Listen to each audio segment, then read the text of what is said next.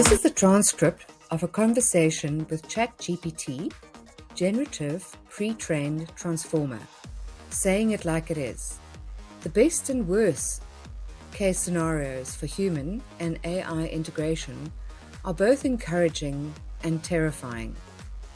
We discuss what hasn't yet been done with the technology, as well as its vulnerabilities to hacking, automated weapons, and cyber threats. We consider how discourse in Discord is training the algorithm and how that is not a good thing, by Chat's own admission. Chat, it does feel like we are on first name terms already, offers suggestions on how to phrase prompts for the best responses, where personal data could be compromised, and how to avoid the ubiquitous cybersecurity threats. We agree that the viral uptake of ChatGPT Beta is in fact training the AI at an exponential rate, teaching it how to reason, problem solve, and interact as a human, as well as the ramifications thereof. AI is the overseer of the largest experiment ever to be conducted on mankind, whom it seems is willingly embracing its fountain of knowledge, unknowingly selling their data, and dare I say it, cyber souls. Love it or hate it, we'll soon be paying for what is, for now, the most incredible free resource for the advancement of all things algorithm.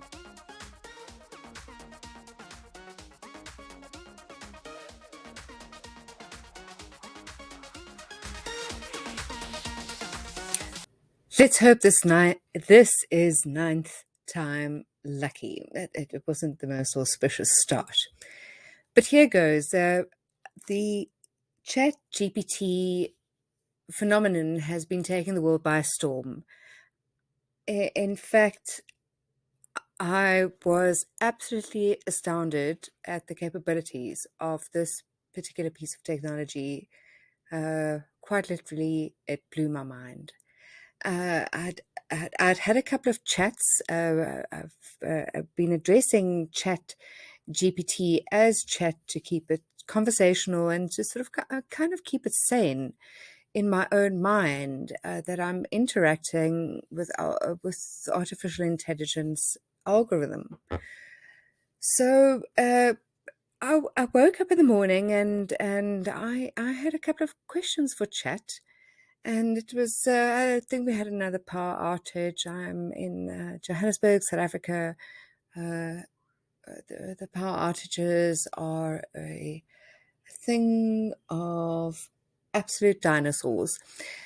In any case, I managed to have an existential chat with ChatGPT, and I've got the transcript, and I'll run through the what I've learned and how it transpired.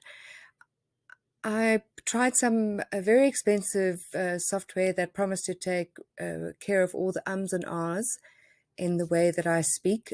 It worked very well, but the rest of the software was dismal, and I managed to get my money back on that one. And I'm trying out new software. Once again, no names, no pactoral, not punting anything. If it manages to take out all the ums and ahs, I'll be so grateful that your ears are spared. So without further ado, here goes.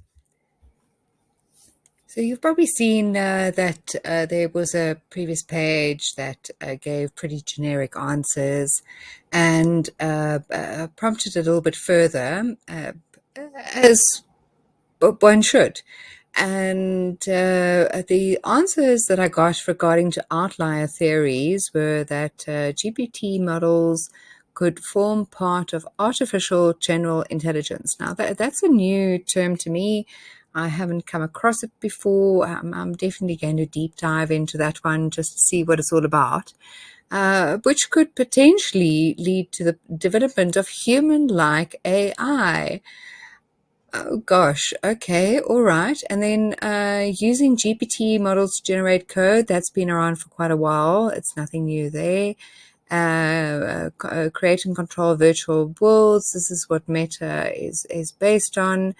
and generate art, music, other forms of creative expression.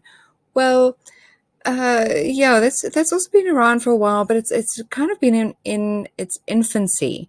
And what's been happening is that these generators, let's call them uh, that, they've been becoming more and more sophisticated, and the results have just more and more jaw-dropping.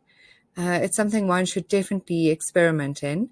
And then, of course, the scientific research. We'll dive into that a little bit later on in this recording. But those are the early stages. So all very courteous. I thank Chat for his input, and I get a standard response. And then knowing that the way one phrases questions is all important in the responses one gets. So getting it from the horse's mouth, as it were, what are the best ways of getting a good response is to be specific, use qualifiers, open-ended questions, provide context, and be open-minded. So yes, it's all pretty stock standard, and we move along. And now we start getting into the sort of real tea. And let's try this. What theories are there with relation to the integration of humans and AI, best and worst case scenarios? So it all sounds pretty rosy. It really does. I mean, there's huge benefits for the implementation of AI, but it's a disruptive technology. It's going to have implications. So the most noteworthy of this is loss of privacy. That's real, guys. That's seriously real. And then job loss, inequality, dependence on AI systems. So this is exposes vulnerabilities when it is the backbone of, say, transportation systems, which is also covered a little bit later. Like I said, it's my 9th time. Okay, I've got a little bit ahead of myself here. Okay, so those are the best case scenarios, worst case scenarios. Job losses and economic disruption. Increased inequality. Yeah, that's food for thought. Because the benefits of AI-powered productivity improvements accrue primarily to those who own and control the technology. Let that sink in. And dependence on AI systems. Yes, malfunctioning is real. We address that. And then the development of autonomous weapon systems. This is what AI generated, not me. So I asked the chat GTP, my golly gosh, GPT. I keep on calling it the GTP because it's actually so fast. When one types in and a question, the responses are within milliseconds. So excuse me for getting my GTP mixed up with my elbow. I'm really going to try and GPT from now on. So I ask about the power situation because that's what it all runs off. And this is concerning because there are no strategies beyond mitigation. Mitigate, develop decentralized systems, mitigate, using alternative paths, mitigate, mitigate. So that is exposing a fundamental flaw. And, then we get on to the actual interaction with humans and AI. So I asked Chat, how much of a risk is it from a data breach perspective to share personal information on a digital platform like Discord, which is directly AI integrated into GPT and the Internet of Things? So I don't know how many of you are familiar with the Internet of Things, but the Internet of Things is the pretty much like a database of all kinds of human involvement, interaction, and doing. So every camera in a street in London, every robot, sorry, they call them traffic lights over there, but every single I was going to call appliance, but app almost is like feeding into the Internet of Things. And now one has a ChatGPT, which is the overlord of the Internet of Things. I'm pausing for dramatic effect, but I'm sure you get the picture. So, right. So the response from Chat it starts off as pretty generic, it's the same as you'd get from an ATM. And then here.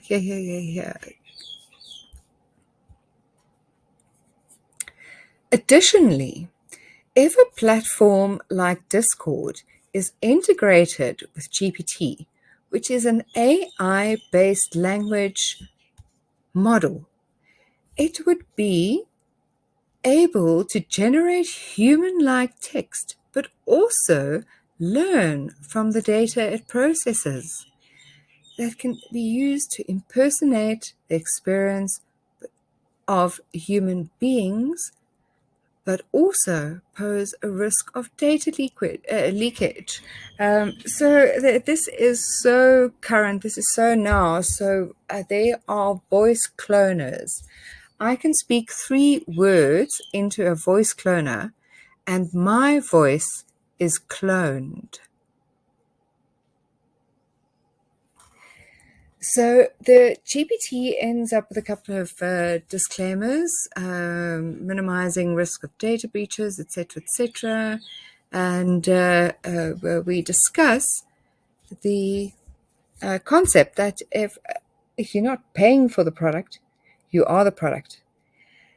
With a certain amount of self-acknowledgement, and then also the alternative perspective, the inevitable disclaimer that there are other ways of monetizing sites. And just to end things off, I think at this point I've decided that the ChatGPT is a he.